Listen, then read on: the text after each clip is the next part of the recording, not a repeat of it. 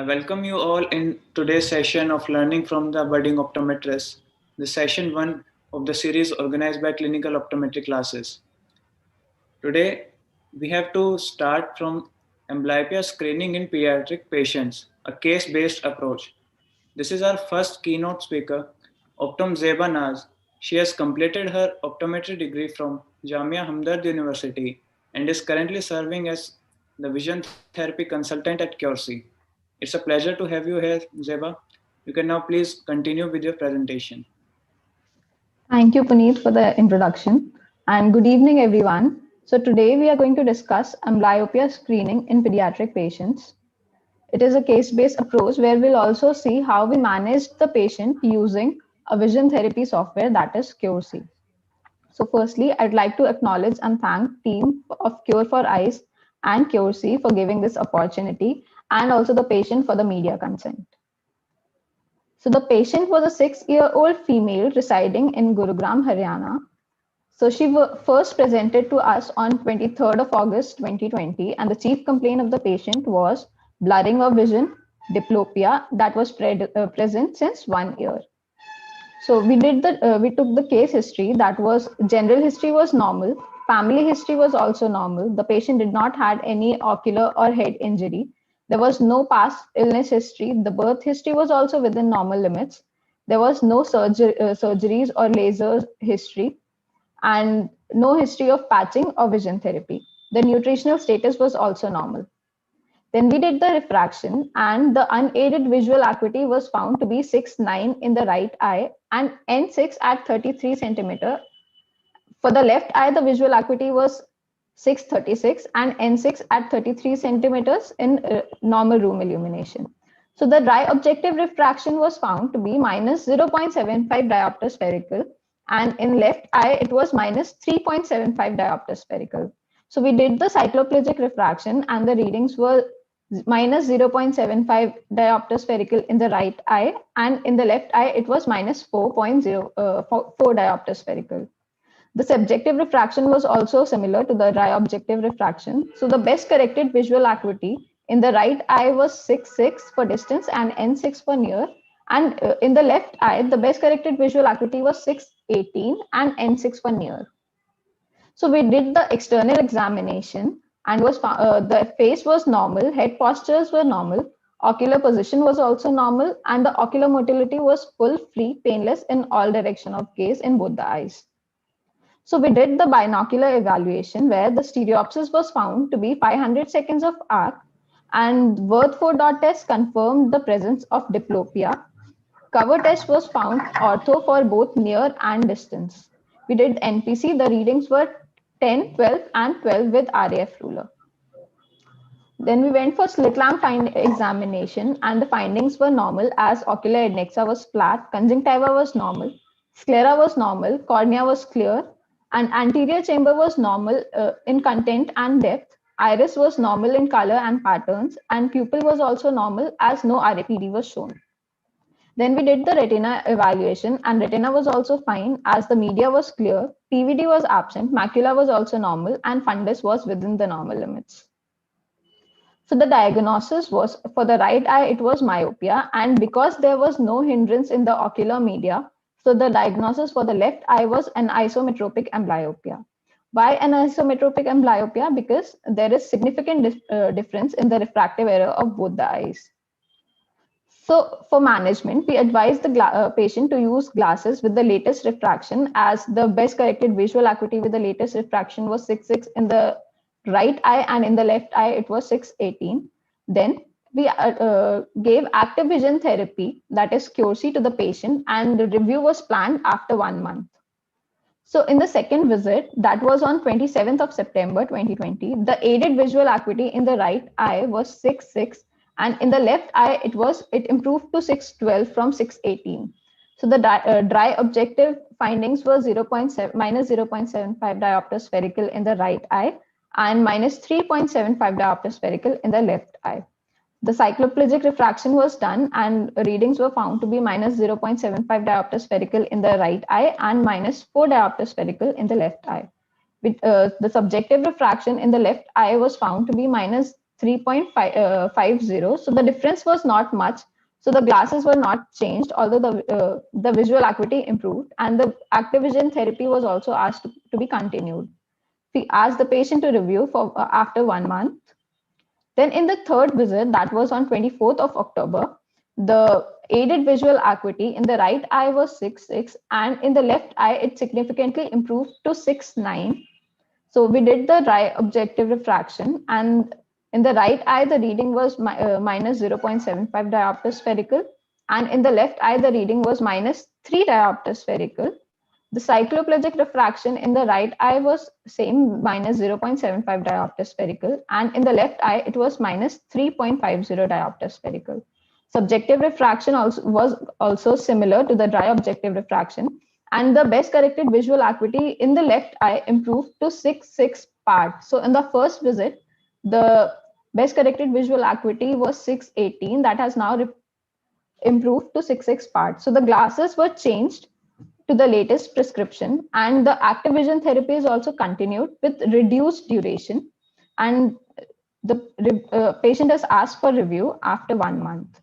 So we did the binocular evaluation, and the stereopsis also improved to 75 seconds of arc. Worth 4 dot test was within the normal limits. Cover test was ortho for both near and for distance. NPC was found to be 8, 8, and 10 with the RAF ruler, and EOM was full, free, and painless in all the direction of gaze. Talking about the patient's experience, yes, the visual acuity improved significantly. There was no more complaints of diplopia. The stereopsis improved, and also the eye-hand coordination improved.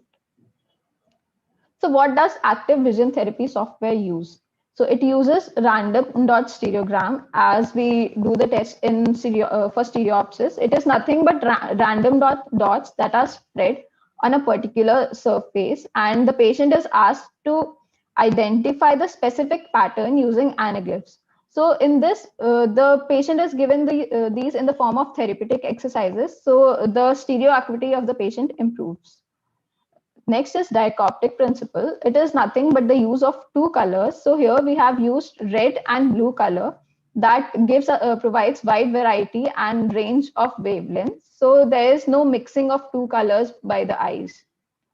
Next is anti-suppression therapy here with the dichoptic principle. So each eye is given individual field, and a separate and individual field to each eye. So if the patient sees red stimuli, they'll only see the red stimuli with the red filter, and with the blue stimulus will be seen by the blue filter.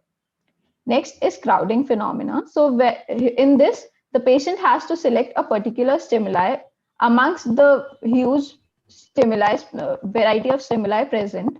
So the stimuli that has to be identified among the random stimuli will be present at the top of the screen or the bottom of the screen. Next is individualized contrast threshold. So the patient will be asked for the red and blue calibration threshold that needs to be set by each patient, and to the point where they can just see the circle starting to appear wearing anaglyphs. So it's always better late than never. So we should always, as soon as we screen any amblyopic patient, we should start the treatment as soon as possible, because the sooner you start, the efficiency of the treatment will be way better. And everyone should start doing vision therapy, because we have to build our army so that we can add value to that patient's life. Thank you. Thank you, Zeba, for this wonderful presentation. I'm pretty much sure vision therapy is changing life of many patients worldwide. Now, before getting on to the question answer round, I would like to introduce our panelists. So with us, Professor Monica Chaudhary ma'am has joined with us. She is the Director of School of Health Sciences in Sushant University, erstwhile Ansal University, Gurugram. She has been the HOD to me also. I am also one of her students. And it is an immense pleasure to have a panelist who has an experience of nearly 3 decades in the field of optometry. So we welcome you, ma'am.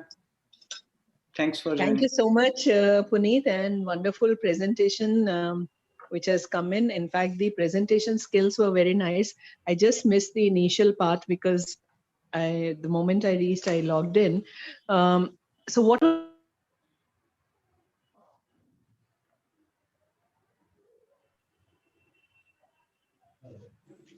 what was the age of the patient? 6 years. Okay, so that's very good. Did you also try occlusion in this patient? No, ma'am. For this patient specifically, we did not try occlusion, but a similar case, we had a similar case where the patient was earlier given occlusion, but the improvement was not much for 1.5 years. They did occlusion for 1.5 years, but the improvement was for one line improvement in the Snellen's chart. Good.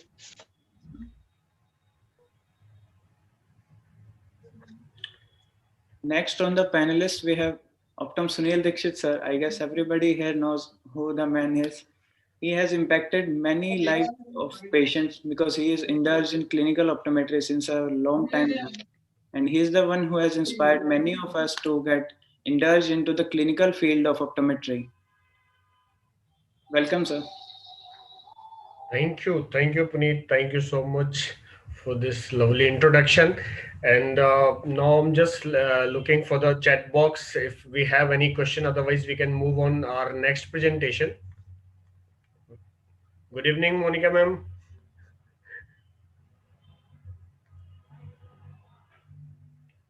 Hello.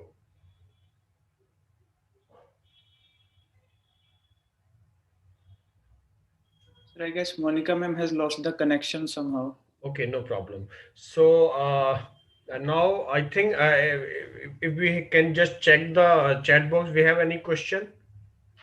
Not right now, but if anybody has any question, please feel free to ask.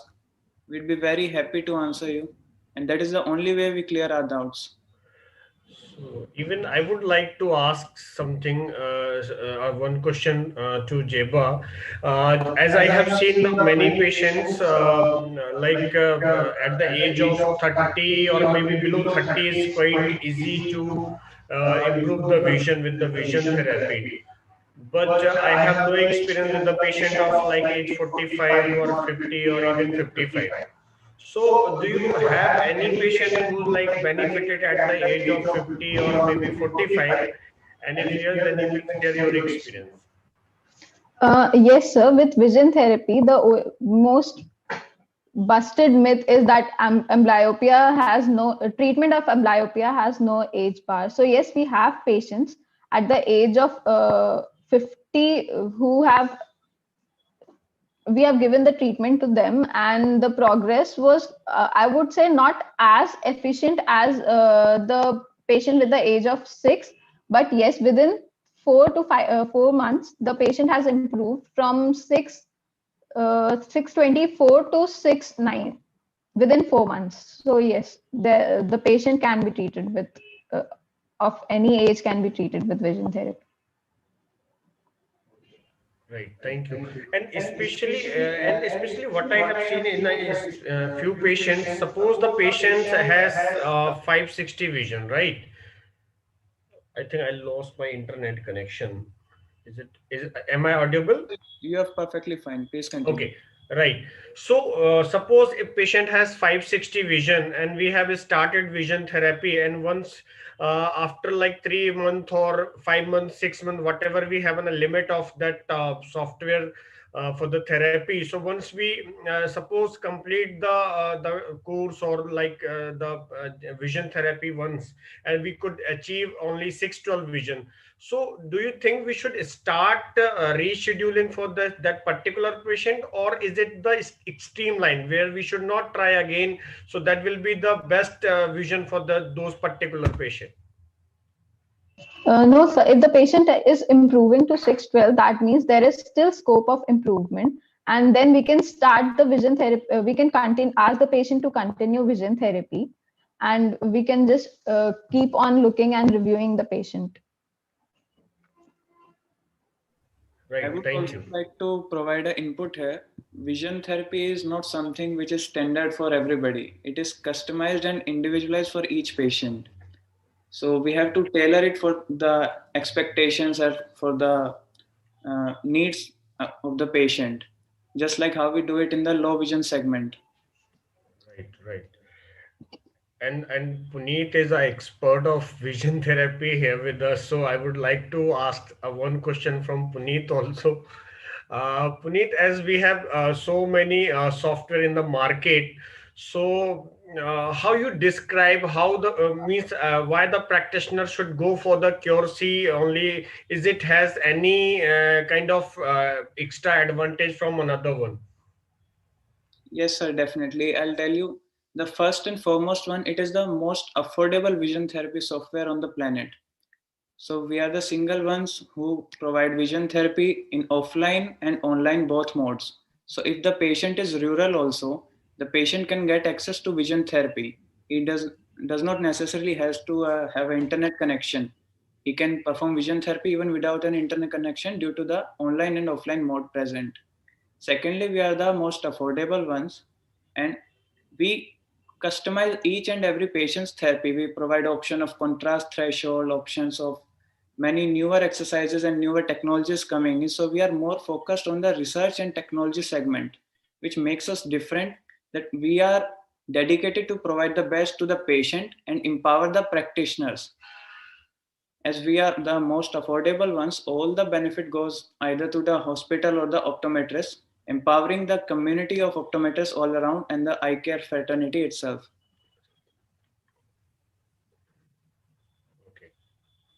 Right. So suppose as an common optometrist, if they wants to go for this QC, then how they should connect with you, and what is the right way to connect for this software? It's a simple three-step procedure, sir. Either if you are a patient or if you are a practitioner, both has to go to www.curec.com. There they will find an option to register. Once they register, somebody from our team will contact them and get them started. We provide vision therapy training before, so that we ensure that the practitioner is compliant and is efficient in performing vision therapy. Then we provide support from our end to manage their patients also. So that is how one can easily start. Just we have to go to curec.com and register for the software. Then we can start performing and doing vision therapy for our patients. Right. Excellent. Excellent. Monica ma'am, are you there?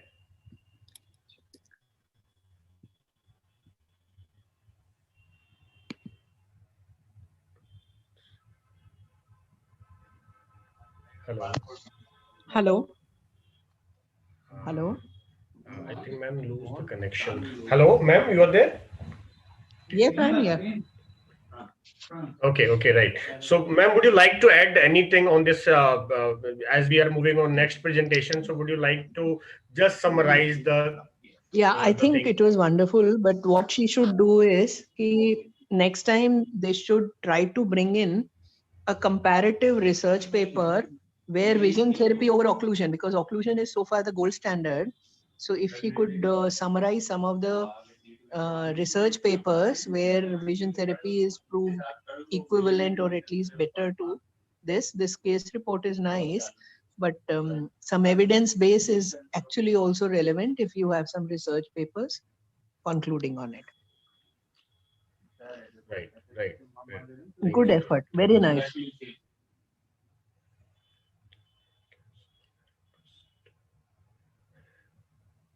Okay, so now we should be moving on to our next speaker for the day. That is Kanchan Gupta. Kanchan, can you please start sharing your screen?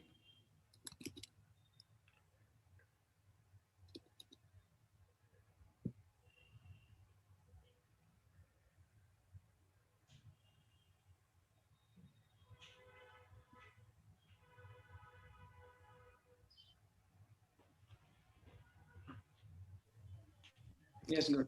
So Kanchan has passed out from Uttar Pradesh University of Medical Sciences, Safai, Etawah, and she is presently an intern at Ahuja Eye and Dental Institute. Kanchan is going to talk about chemical injury, optometric management, and referral. This is something which many optometrists in this generation are lacking. We are not very much aware about how to manage the injury part. So in this is going to be a very interactive session, and let's see what it brings to us. Kanchan, if you can just go to the slideshow in the bottom side. Yes, sir. Hello, Yes, you are perfectly audible. I'm audible. Yeah. Okay. Thank you so much, sir, for introduction. Good evening to all of you.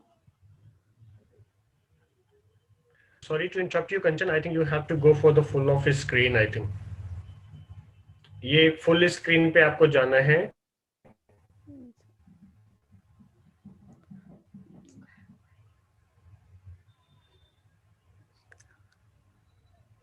Full screen. You have to just look at the downside. There is an option for like you have to keep your presentation in full of screen. Yes.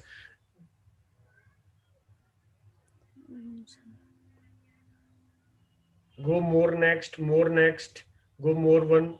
Yes, this one. Next one. Yeah, this one. Yes. Okay.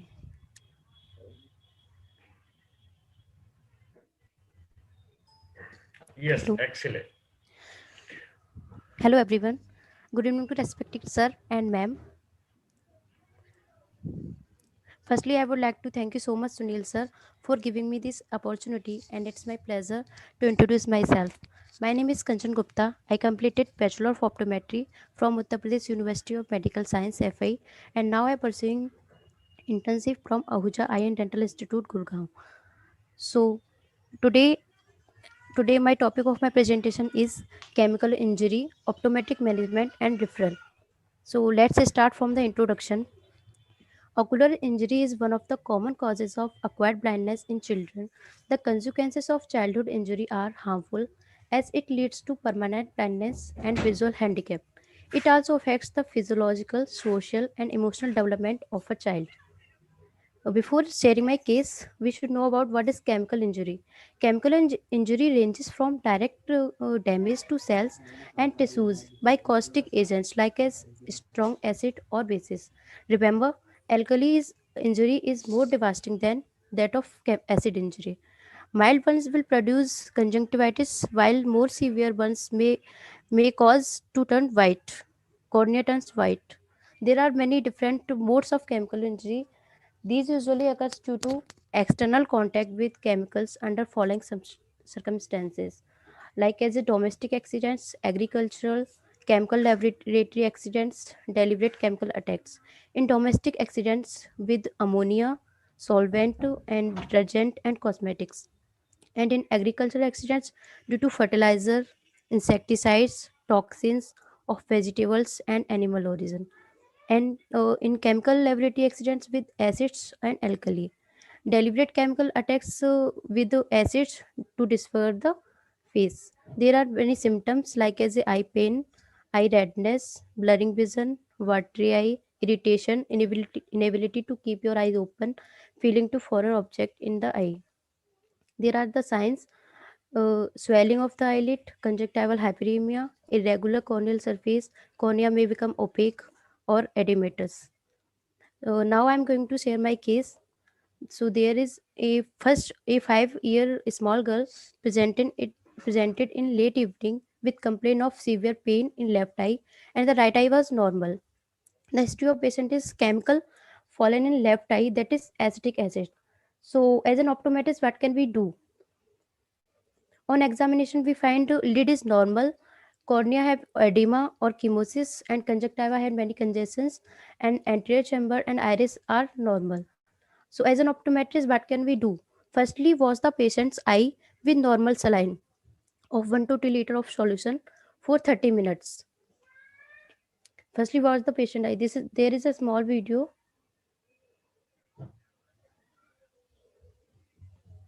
Sir, it's not open.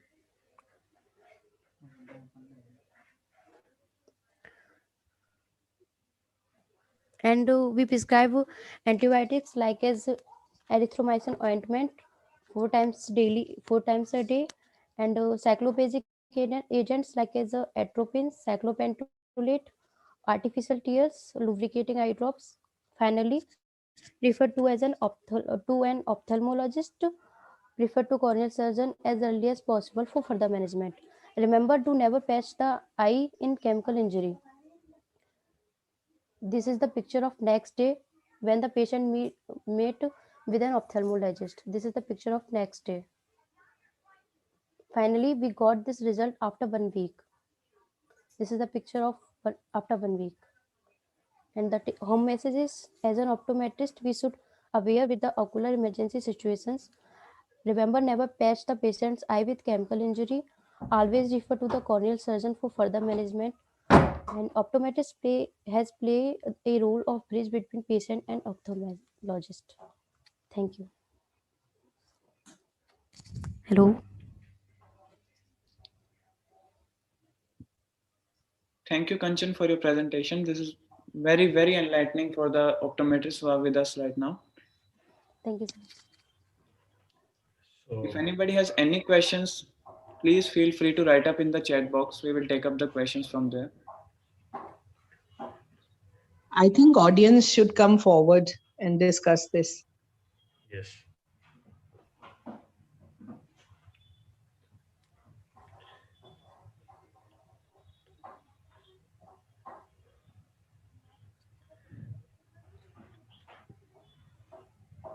Actually, ma'am, what happened with optoms, especially in a clinical practice, one suppose we are in hospital and then we if see any suppose in a rural areas and we have any patients of emergency, and suppose patient has not the backup of ophthalmologist, then as an optometrist we cannot say I'm not like authorized to treat this patient, and we just run away from our responsibility. So there is some kind of the way to treat the patient where you cannot cross your boundaries. So within your limit, even there is a possibility you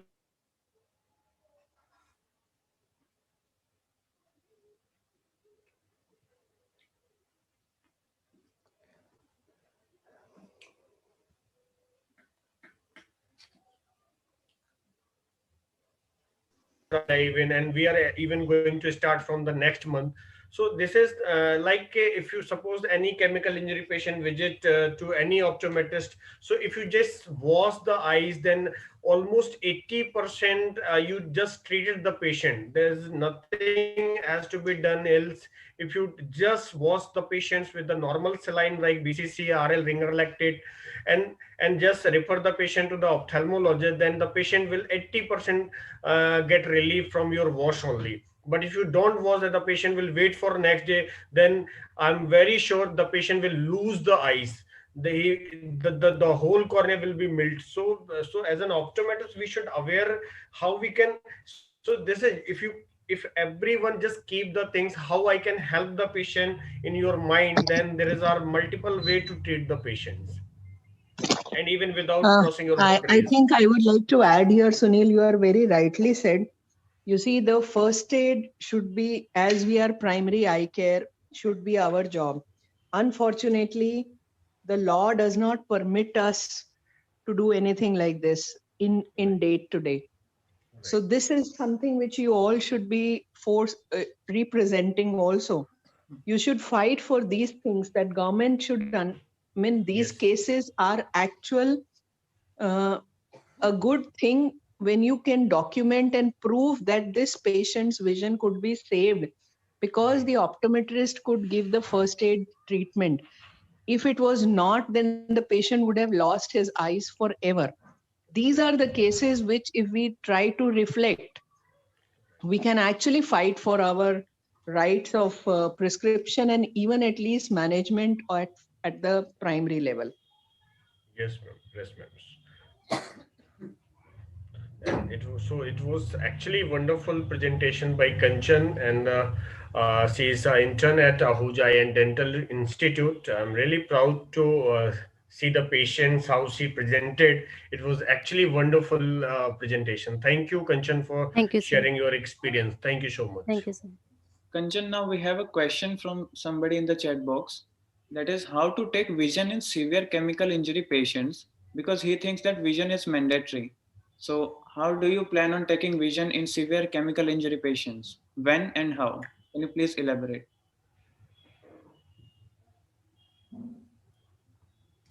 Hello. Am I audible? Yes, Kanchan, please go on. In severe case, we can't give. I think. Hello. Hello. You are right Actually, to say. see, Yeah, Kanchan actually, is right. what? We should not worry about vision at this moment. Yes, yes, yes, We yes. should quickly do the first aid treatment, bandage and whatever, and maybe on follow-ups. And for all optometrists further, once everything heals up, scleral lenses is also a choice of treatment post the scarring and all. In these cases, it's very likely the patient would have had um, loss of the cells also. Right. So Yes. Yes, sir. scleral lenses could be given, but vision should not be, you should take in immediate, it may be light or counting finger, but the first reaction should be washing the eye.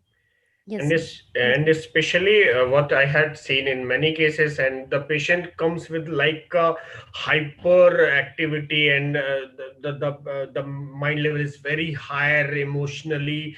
He's like suffering with the severe pain and irritation. So if suppose you are going to take the vision, he may shout on you. So you cannot take the vision. First, you have to just Wash the. relieve the pain of the patient, and that is the only way to do the wash of the eyes. And after doing this wash, and then you can give a lot of lubricant, and simultaneously you can connect with an ophthalmologist, and then you can send this patient to the ophthalmologist next day. So once he'll reach to the ophthalmologist, then they'll start steroid eye drops like FMLT or Lotipred, and the patient get the relief. So and then next day patient, once he reach to the ophthalmologist, then they can do the vision and everything. But at your level, you have to just do the wash only and connect with an ophthalmologist. Thank you, sir. Thank you, ma'am, for explaining this wonderfully. Now, I would request Kanchan to please stop sharing your screen and to our next speaker, Optum S. Vaishnavi, to start sharing her screen now. Yeah.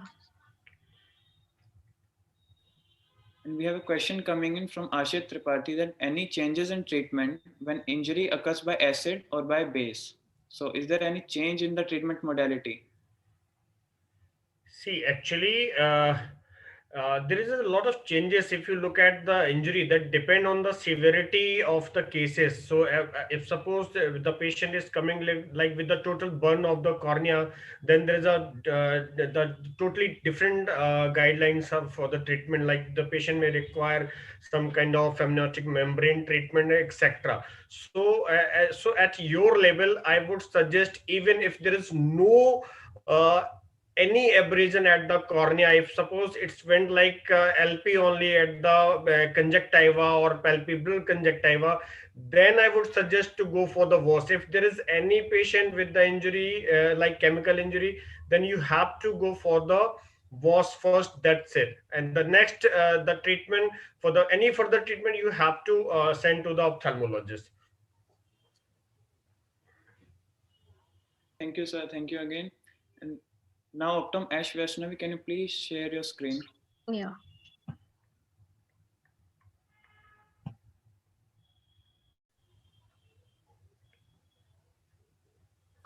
So is my screen visible?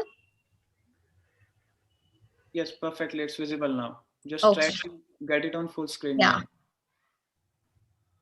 So, as recently we saw the World Keratoconus Day coming. Now, it is high time we should learn about detecting keratoconus in earlier stages. That is the topic by our next presenter, that is Optum S. Vaishnavi. She's a Bachelor of Optometry student from Sushant University, erstwhile Ansal University, Gurugram, and an intern at Ahuja Eye and Dental Institute. We welcome you, Vaishnavi. You can please just go to the full screen mode and start. Thank you, Puneet sir, for such a wonderful introduction. I'm grateful to you all for making time out of your busy schedules to participate in this session. Today, I'm going to discuss about a topic on how we can detect keratoconus in earlier stages. So let's start with the introduction. What is keratoconus? So actually, it is derived from Greek words kerato, which means cornea, and conus means cone. That is keratoconus. It is non-inflammatory progressive corneal thinning, which leads to protrusion of the cornea. At present, you have to consider it as a non-inflammatory one, but still there are many studies are going on whether is it a inflammatory one, because still we get the substantial evidence and research. Now we should consider it as a non-inflammatory one. Usually it is bilateral but asymmetric.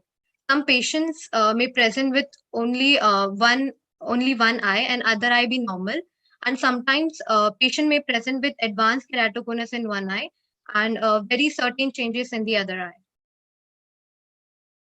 eye. There is no gender predilection. Both sexes are equally affected.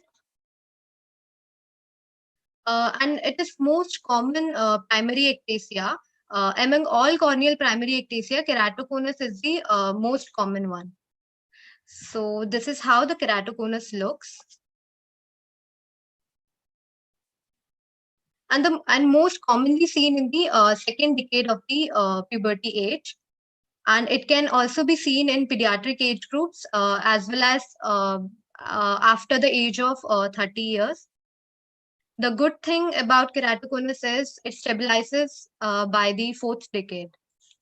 That is what the current evidences show. So what are the signs of keratoconus? First one is Flesher's ring. It is an iron ring just at the base of the keratoconus cone. Because of accumulation of iron deposits from the tear film onto the cornea, usually seen at the subepithelial level. It can be seen very clearly with cobalt blue filter. And the second one is Vogt striae. It is a vertical fine lines at the posterior stroma at the level of Descemet's membrane. These are usually vertical in line, and when you apply a slight pressure, they tend to disappear. This happens because when there is a protrusion of the cornea, there is a stress lines. So these are the stress lines. I hope my cursor is visible. So these are the stress lines at the DM, Descemet level. One more important sign is oil drop reflex sign. So it is best as appreciated by distant direct ophthalmoscopy and when you dilate the pupil and do a retroillumination. See, this picture shows the classical sign of oil droplet reflex. We can see something drop is falling here. And this sign can be also seen in anterior lenticonus, and even in posterior lenticonus can also be seen. Case history. A 32-year-old patient visited to us with a complaint of blurring of vision and distorted glasses, with history of allergic conjunctivitis, history of LASIK at the age of 19 years at Hisar, history of eye rubbing since childhood. So from this slide, we should focus on the history of eye rubbing. From now, I'm going to present a case report on how we can detect keratoconus in earlier stages. So for which we have to start with the vision taking. I took her vision. Her vision was 660 in right eye and 360 in left eye at the time of visiting. So clearly her vision indicates that something is there to be diagnosed.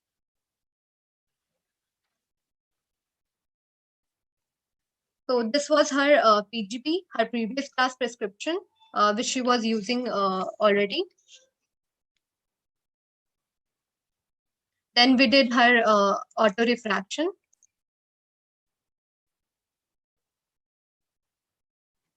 While doing, we saw some distorted images. Then we moved on to the retinoscopy. At the time of doing retinoscopy, the movement of reflexes were not clear. So we took her for the dilated retinoscopy, where we found the Caesar reflex. I just want to add on one thing, that the most important clinical examination to detect the keratoconus, I would say, is a good retinoscopy. If you have a good command on retinoscopy, you can diagnose a keratoconus in very, very early stages, appreciating the Caesar reflex. After the, so this is the definition of the Caesar reflex, that light reflex, instead of being evenly distributed, appears to have a dark center, thus creating the Caesar effect. One more thing I want to add on is, many people gets confused in differentiating between the Caesar reflex and the irregular astigmatism reflex. So I would say the only difference is the Caesar reflex gets disappears, but whereas the it does not disappear. The Caesar reflex does not disappear, but the irregular astigmatism reflex gets disappear after some time. So after that, after retinoscopy, we did her pentacam. So this was her right eye, where the central thickness is 393 and the K reading was K1 40 and K2 43.30 diopter. This was her left eye reports. The central thickness was 383 and the K reading were the K1 46, K2 is 47. Then we moved on for the management process. So usually the management for the keratoconus patients are soft contact lenses, RGP, and the C3R. So as a patient is 32-year-old, so C3R is of no use, and also she was intolerable for both RGP and soft. So we moved on for the spectacles. While doing acceptance for her spectacles, we asked the patient to rotate the axis by her own and report the point where she found the letter seems to be clear.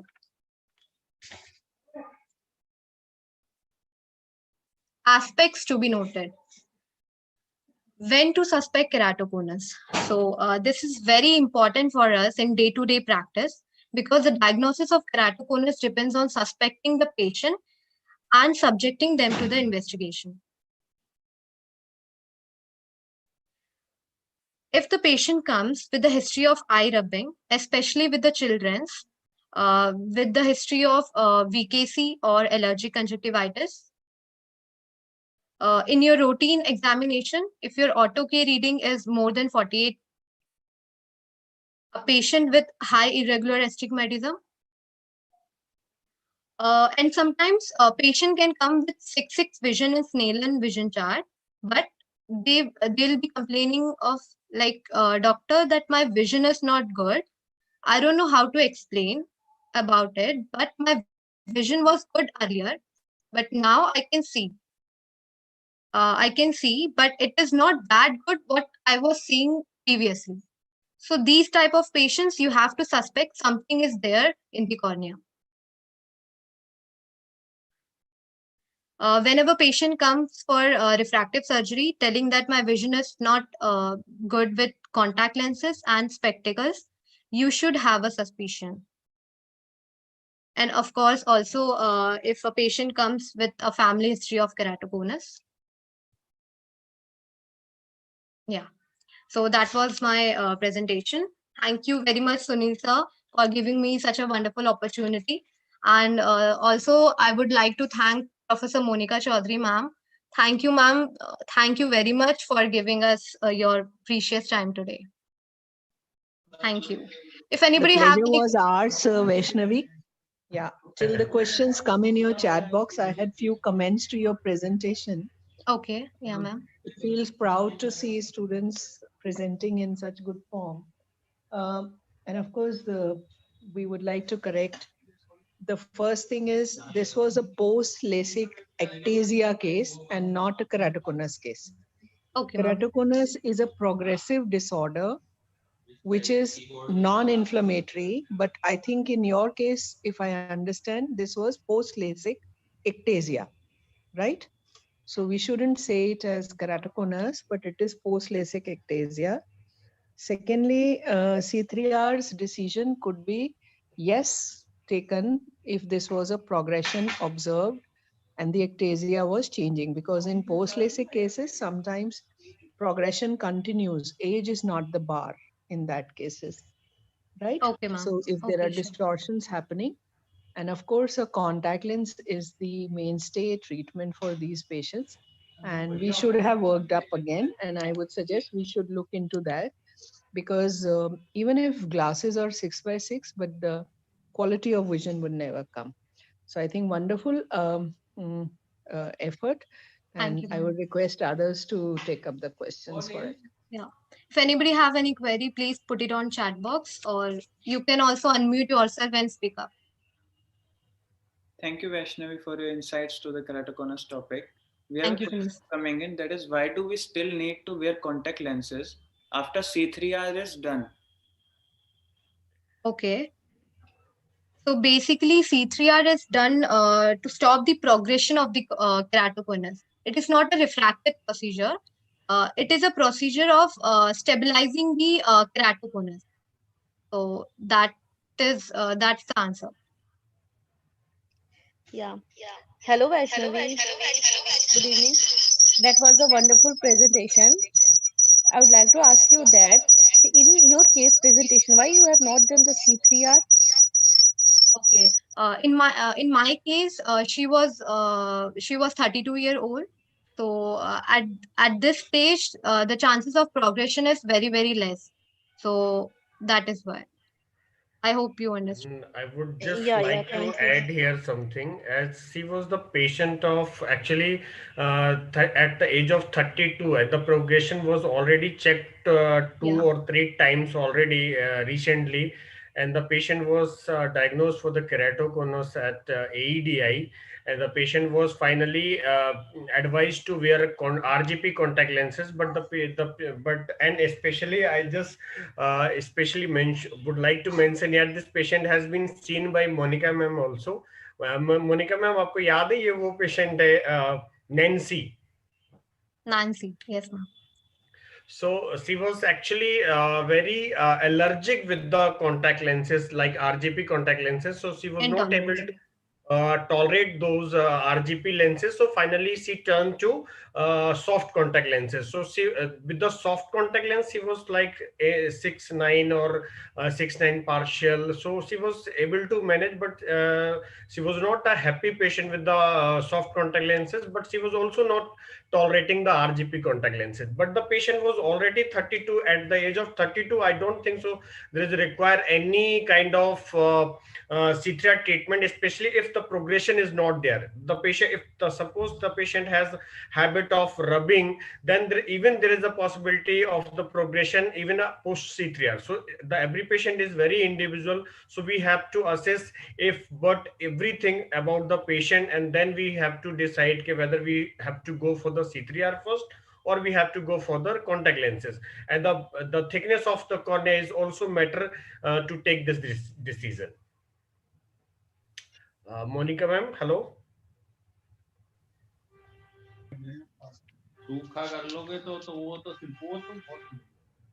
Hello.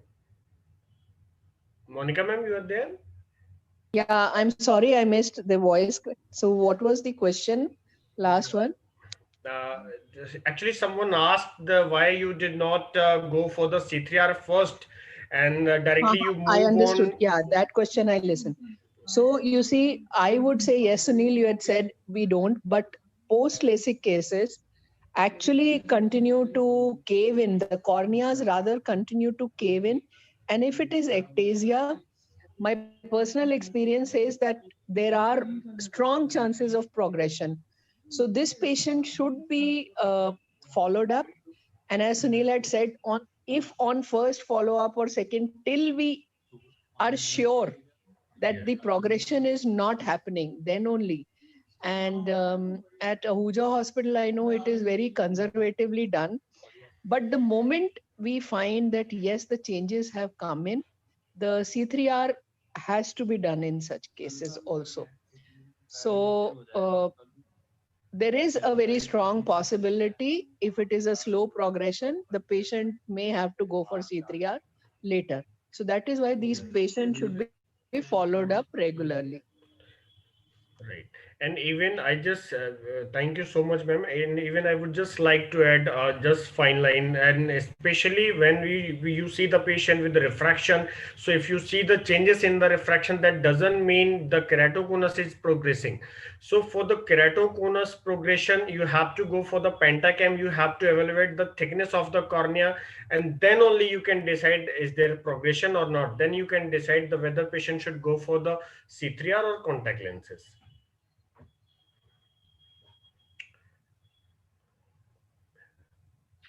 Yes, sir. Thank you. And now we have a next question from Ashit, that is how rubbing of eye is suspected to keratoconus.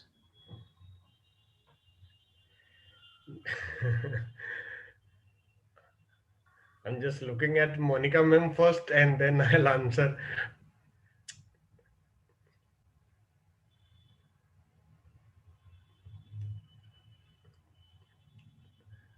So I think there is some problem with connection, I think, at Monica ma'am. So I'll start, and I hope the ma'am will join us. So as you Asit asked, how rubbing is of eye is suspected to keratoconus. No, Asit, it is not like that.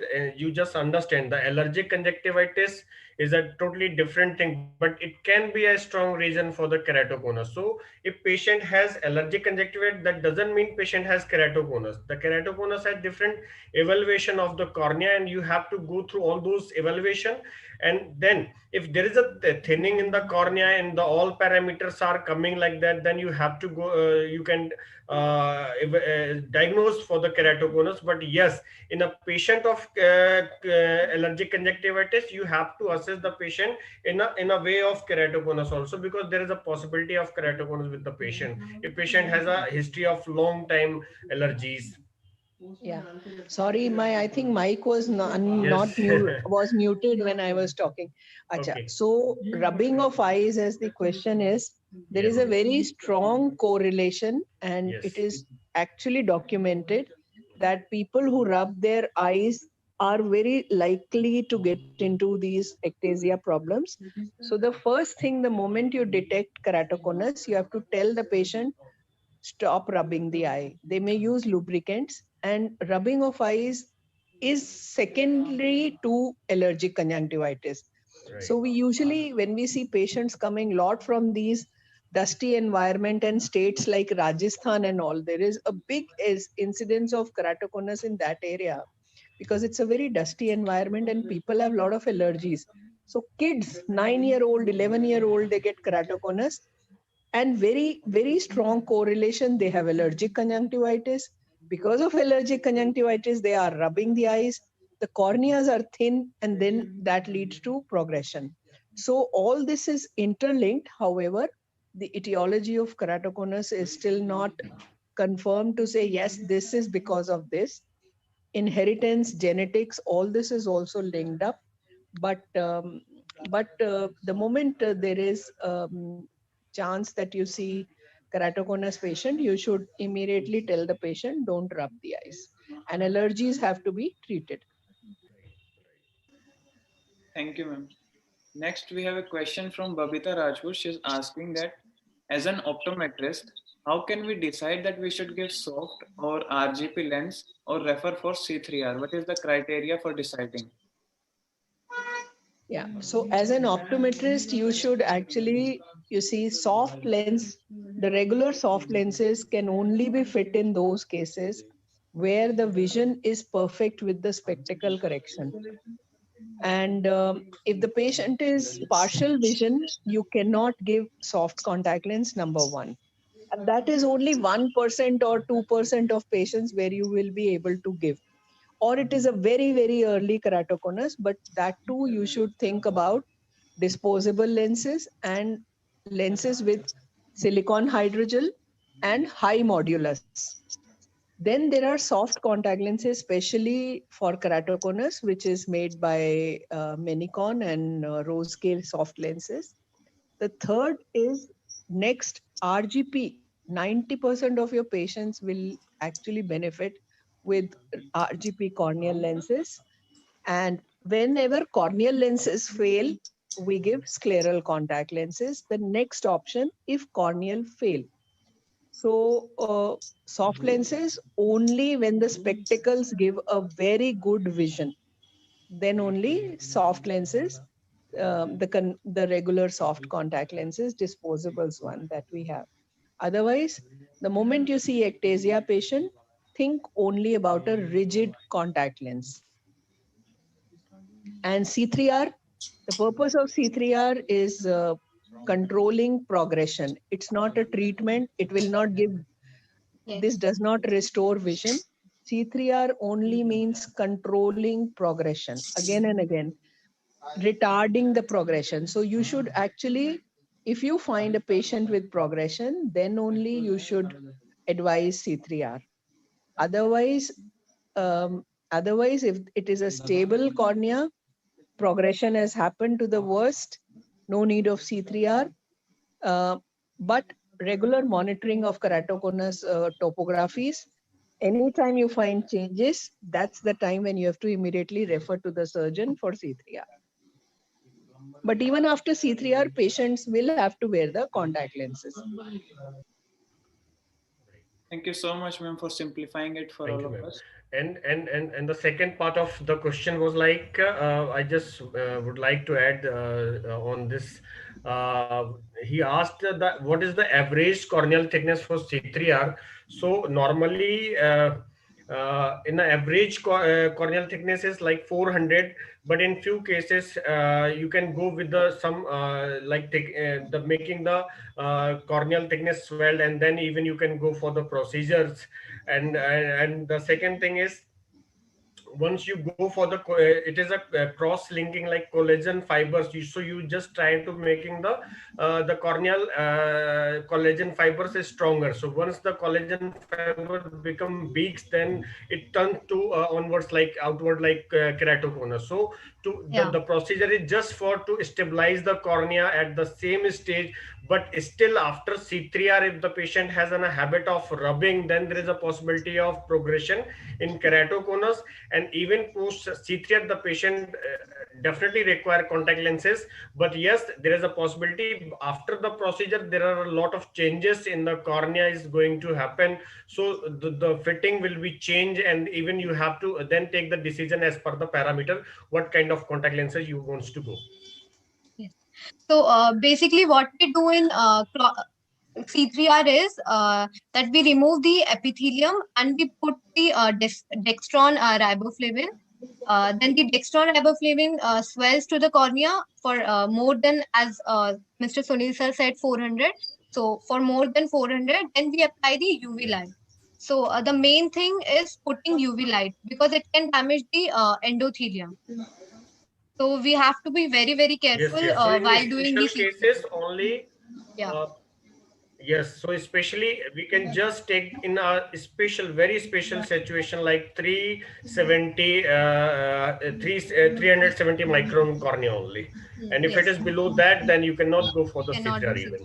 Yeah.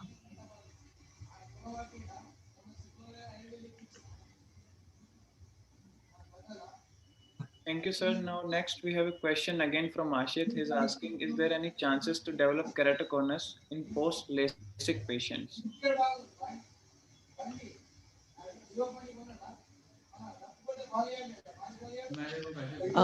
If that question is yes, there is a very likely chance. If the patient is not properly selected, it is very likely that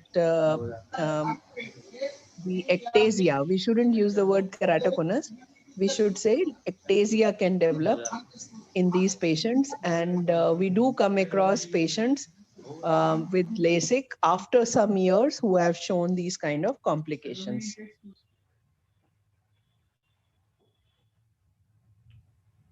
Thank you, ma'am. Sunil sir, would you like to add anything to it? So I think already ma'am explained. So it is exactly, it is ectasia. So even if the patient had poor assessment before the surgery. So in those particular cases, this situation can develop, yes, of course, and then maybe patient require RGP lenses also to correct the clear vision. So, but it is not a keratoconus. This is a totally different situation. You cannot diagnose the use for the diagnosis ectasia, as ma'am said. Yes, sir. If anybody has any other question, please write it now. We are going to wind it up very, very soon.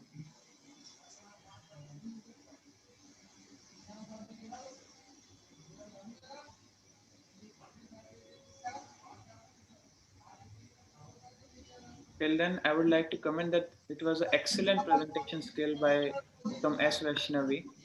Thank you. Thank you, Vaishnavi, for the wonderful presentation. And I would like to invite Monica ma'am to just summarize this event, because nobody is here better than you Oh my God. to summarize this session. And it is actually honor for us to be to share you as you are sharing your previous time with us. Thank you so much. Thank you so much, ma'am. No, Sunil, I think the thank you should be from our end. It's a wonderful initiative that you have taken, where I have really enjoyed to see the young budding ones teaching each other and bringing in these cases. I would rather say that continue to do these kind of initiatives. It is wonderful that each one is, and that's how we learn. अगर मैं अपनी life में वापस जाऊं, 33 years back when we were students and when we learned, I still date say my patients were my teachers. And if you get into that concept, you learn a lot, because you see, we did not have teachers like what you see across these days. So who taught us? Patients. And remember, every patient should be taken as a teacher. And if you go by step, why it happened, how it happened, what should be the best thing, I think you don't need teachers then. You learn everything from your patients. So this initiative, keep it in mind. And I would appreciate, in fact, Sunil is saying precious time. मुझे तो अभी भी वो दिख रहा है कि he is still in work, and Puneet, सारा दिन ये लोग काम करते हैं. Sunday also they work. I really, I think it's something which you all should learn, the dedication and the hard work that they all do. आप लोगों को इनसे सीखना चाहिए. And congratulations to everybody who presented. It was worth my time. Thank you so much. Thank you. Thank you, ma'am. Thank you so much to all the presenters, our esteemed panelists, and the guests for the evening. Also, in the chat box, I saw a comment from Gagan sir. He's saying, "Wonderful session. Many congrats to each and everyone." Keep it up Thank you, to all the sir. Even participants. Gagan, sir, thank you so much for being with us here in the platform. It's like honor for us. Thank you so much, Gagan, sir. Thank you. So thank you, everyone. Have a Acha, I didn't know Gagan ji is also in this session. Oh, I think वो भी एक मेरे teacher ही हैं. वैसे उनको पता नहीं है.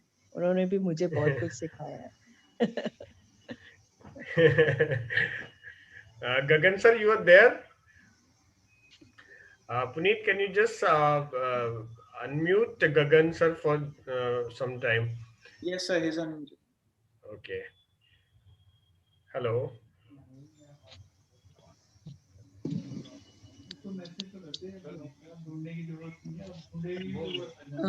मैं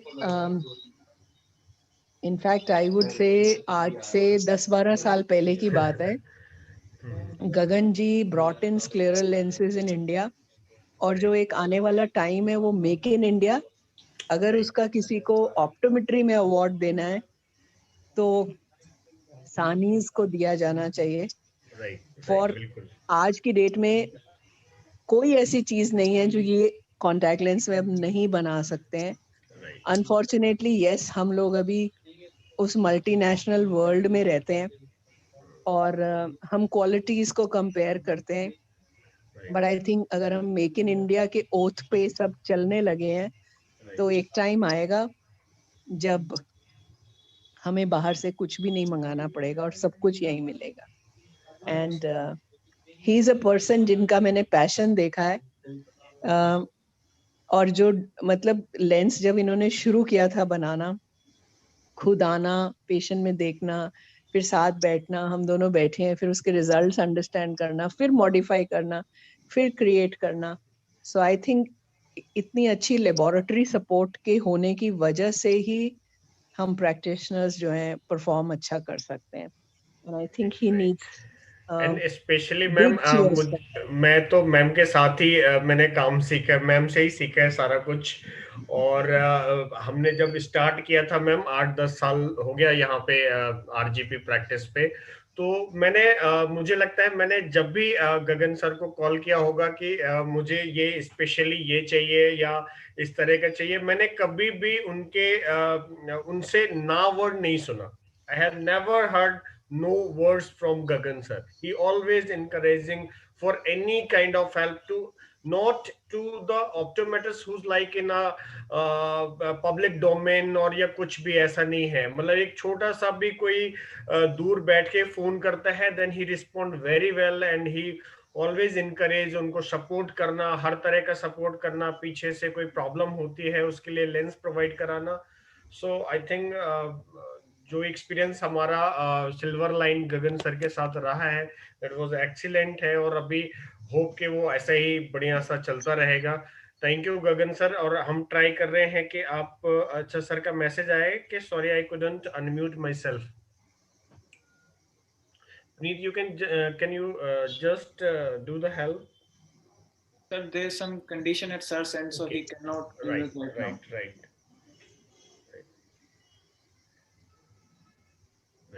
So Monica ma'am, would you like to add anything as in the I last think it comments is from your wonderful. side?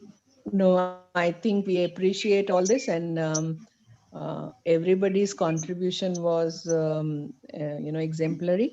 So let's continue to do this good initiative. Thank you ma'am. Thank you ma'am. Thank you Puneet.